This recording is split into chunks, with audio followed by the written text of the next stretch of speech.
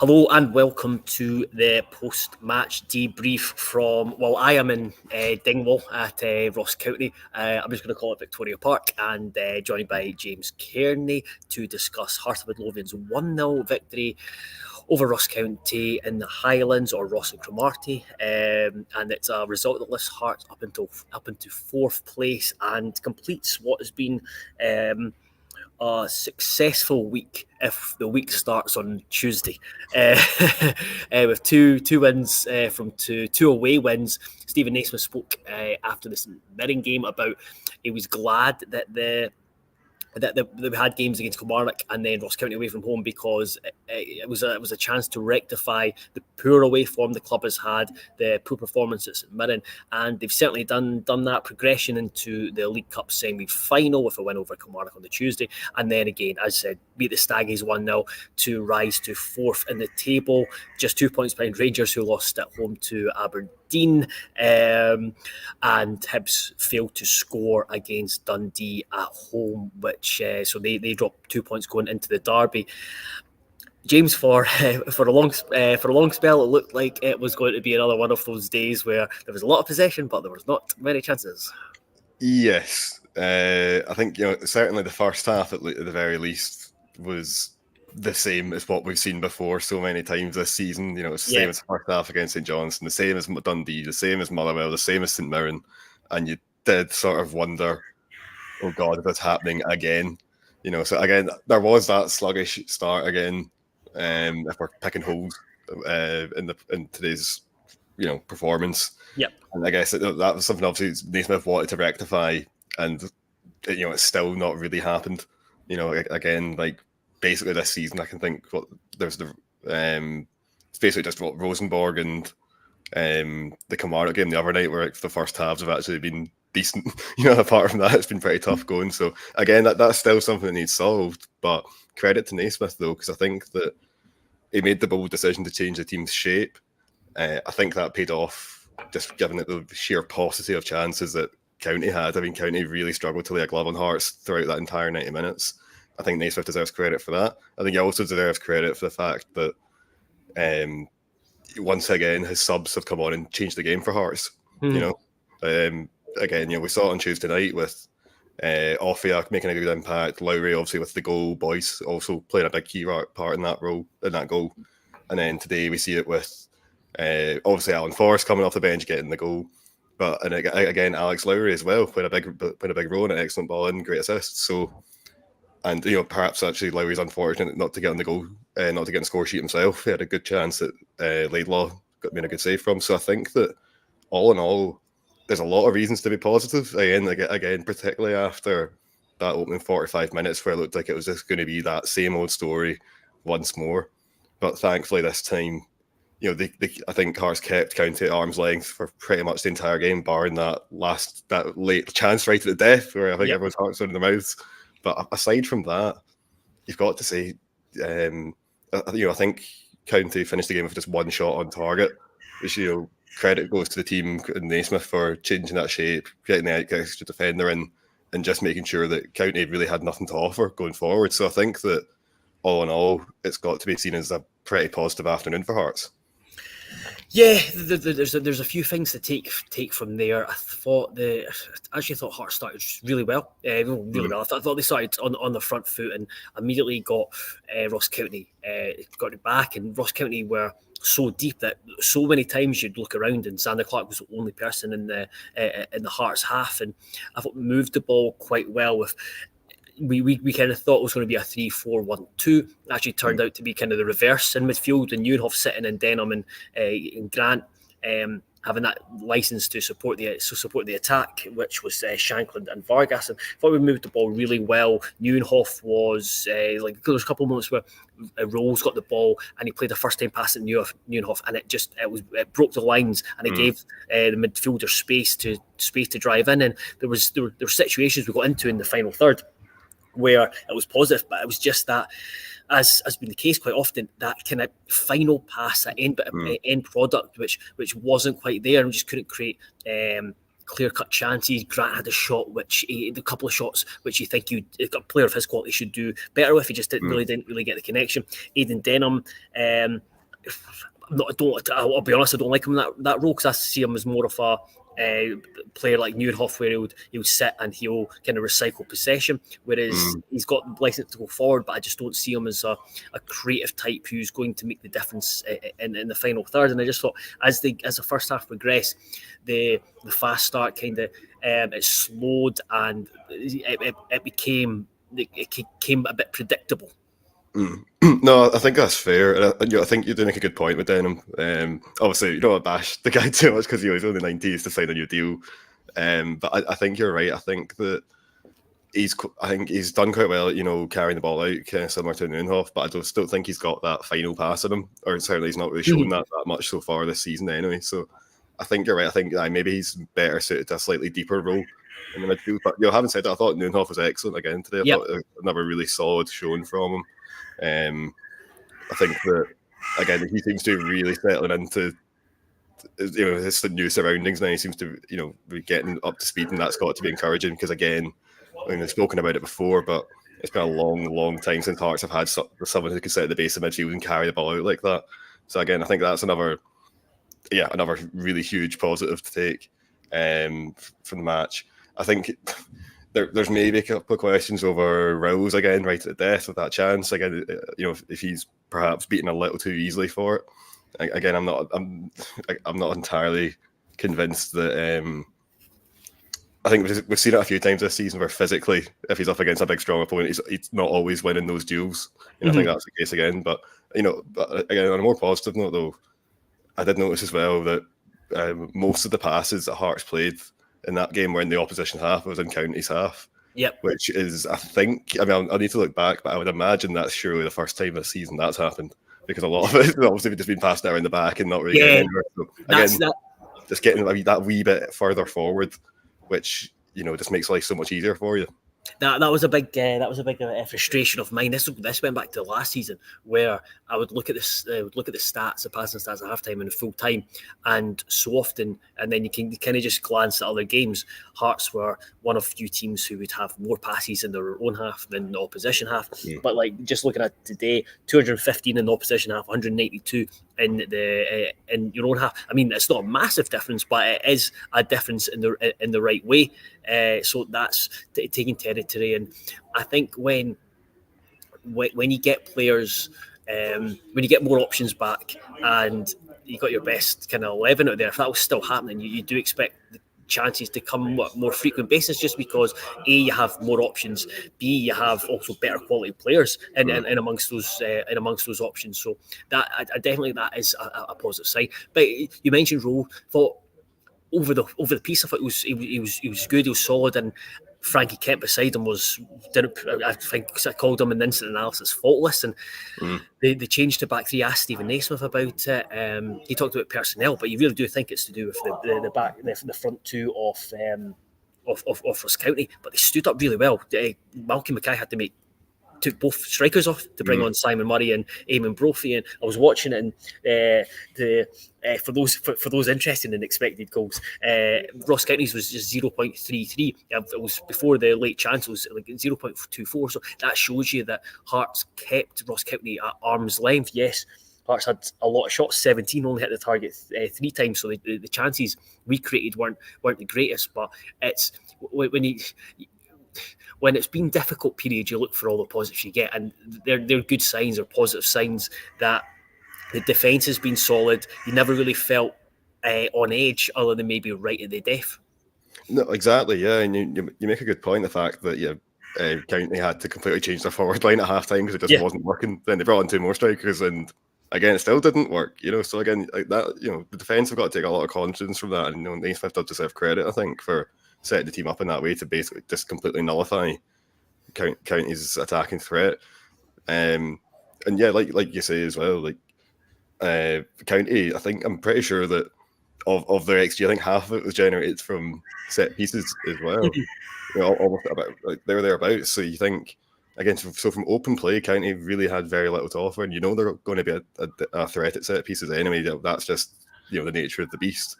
Yeah. So I think to restrict them to create so little from open play during the game. Again, it's really impressive. Again, it's similar to Kilmarnock the other night where, they had that 10-15 minute spell of possession, Kelly, where they did get a goal and it looked quite dangerous at that point. But after that, as soon as they changed to the back three, that kind of put an end to that. So it does leave Naismith with an interesting decision to make now going into the derby because, that's the last, 120 minutes or so of football Hearts have been playing in the back three and it's largely kept their opponents at bay. So, you do wonder, going into the derby, does he stick with the back three or then does he revert to the back four?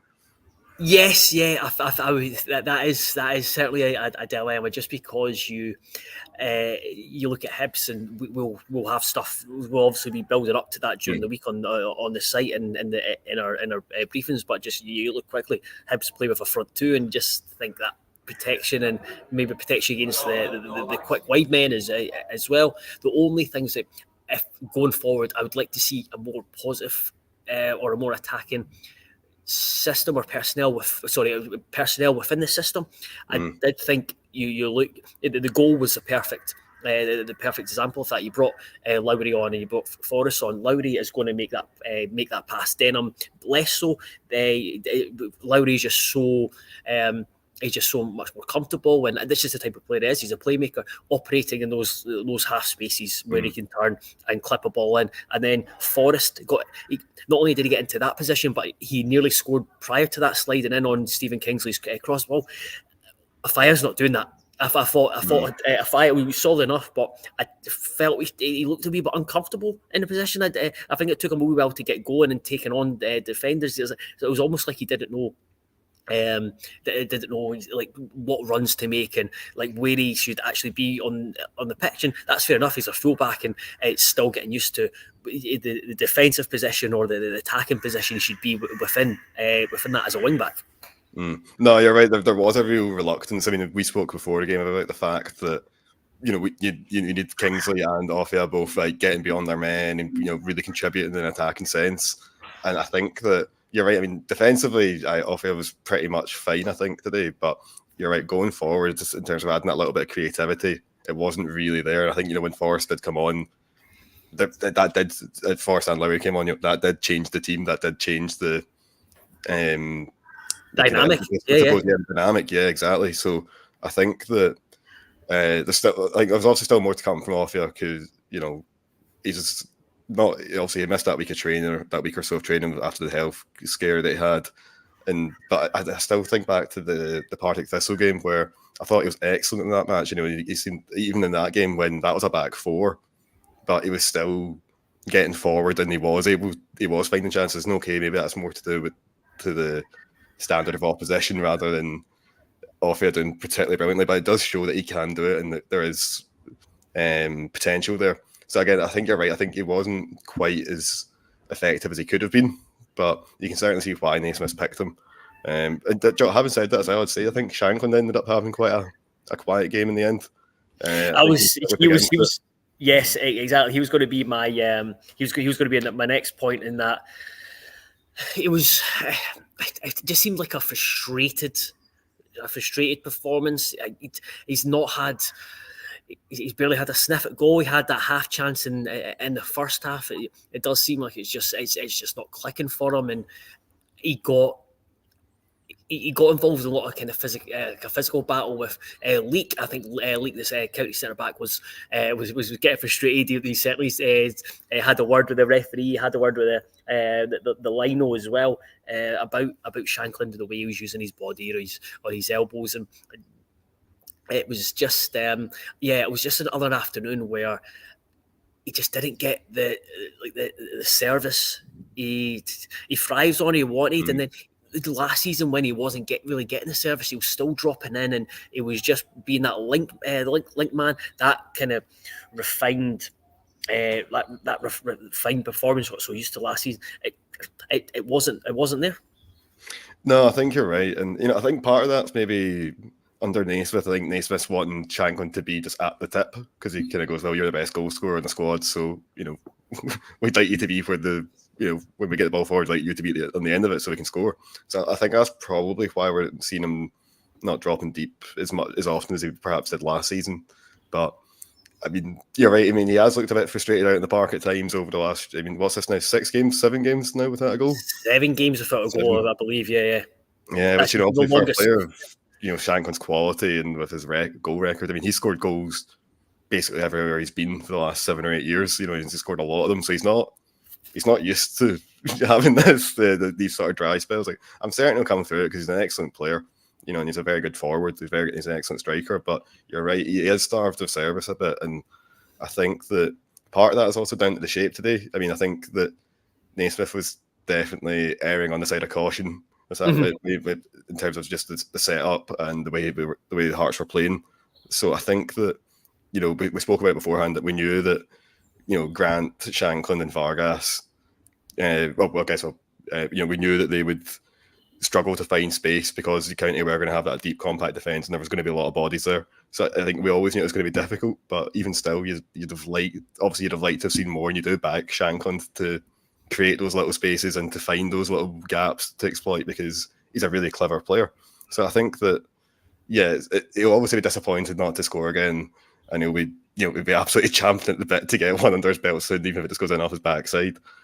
But I don't think it's too much to worry about in the long term. But I do think you're right. I do think that generally he's not had as many chances this season as he perhaps is used to. But then it's like when you're a striker, maybe because you're not getting that same level of service, you start snatching at it a little bit, or you may be getting your own head a wee bit because there's not going to be too many other chances coming along. So I'm sure there's a whole bunch of factors at play, but I don't think it's anything for supporters to be too worried about in the long term. I just seen just a couple of comments there. One from John Cahoon. I don't think it's the John Cahoon that played for Hearts, but he was just saying that perhaps Shankland needs a break, and there's an argument for that because he's played the piece I did in the build-up to the game. He's been only ever present in attack. He's played all 13 games, and even when somebody not been going for him, he's been not really been taken off, so he's played most minutes. And you do think there comes a time where maybe he does when he does start on the bench and you put Boyce in. It's not like it shouldn't be seen as Naismith being critical of him. It just should be, you probably in the long run could probably benefit from time on the bench. However, with the Derby coming up, I'm not sure I would do it because if it was Shankland his goal record against Hibs, and if he's to break that duck, it's got to be against Hibs. No, I can agree. I can see the logic. I can understand the logic of being maybe he just needs a game or two at the team. But then you look at the fixture list and it's like, he's not going to get it anytime soon. Let's have Celtic, Rangers again. Like he'll play every minute of those games unless he gets an injury, or unless he gets a ban. So I guess his international break coming up, he'll hopefully get a wee bit of a rest then. I mean, I'd imagine he'll almost certainly be in Scotland squad, but probably not playing. So you'd imagine he'll get a wee bit of a rest there. It's not a rest as a professional footballer gets. But while you're right, I think it's a game or two outside maybe could do him a bit of good. I don't think we're going to see that anytime soon. And before we finish up, I just bringing up a tweet that I seen from the Maroon Report. He was replying to a tweet from the Heart of Midlothian Football Club official account, and it was a picture of Alan Forrest, and he just replied, "I thought this was James," and I think it was aimed at you. So I've not seen yourself and Alan Forrest in the same room, James. So he does make a very, very good point. That's a new one. I'll definitely check that out actually, because I was looking at the photos from the game earlier, and obviously I was watching the game, and he's a bit of a beardy look now. Obviously we're used to our Forrest siblings being quite fresh faced and not a hair on them. So I guess I'll take that as a compliment. Then I'll take it as a compliment. But yeah, we'll finish up there. There's on the Hearts on heartstandard.co.uk just now. There is my instant reaction. There's Stephen Naismith's Q&A and the video of his press conference. You can read everything that Naismith said after the match. Tomorrow we'll have a wee bit of reaction from the game, and then on Monday we'll have James's stats, tactical analysis piece from the game. You can James will dig into the finer details and kind of explain why certain things happened. Beyond that, we'll have plenty of coverage in the build up to the derby. So yeah, be sure to check out everything and anything on the site, and you subscribe for as little as £1 for 6 months. And we do thank you for everyone that continues to support us and subscribe and read the content. It certainly means a lot to us, and makes a massive difference when the team wins games as well. So that's always good. But yes, thank you, James, and everyone, and yourself. Enjoy the rest of your weekend.